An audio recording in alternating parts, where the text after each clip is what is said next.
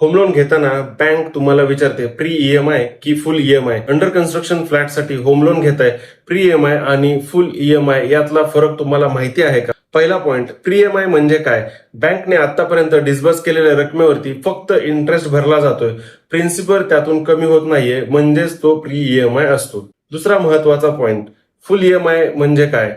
पूर्ण मंजूर लोन रकमेवरती लगेच प्रिन्सिपल आणि इंटरेस्ट दोन्ही भरणं सुरू होतं. ईएमआय जास्त असतो पण लोन लवकर कमी होतं.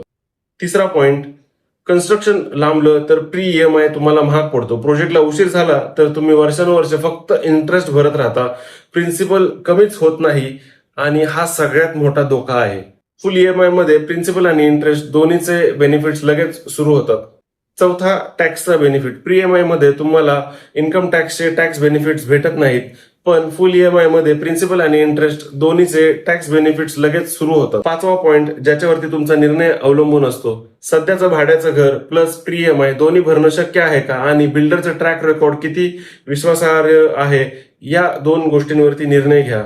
तुम्ही प्री ईएमआय की फुल ईएमआय यापैकी काय निवडलं होतं? प्री ईएमआय आणि फुल ईएमआय चं कॅल्क्युलेटर गाईड मी तुम्हाला पीडीएफ स्वरूपामध्ये पाठवतो.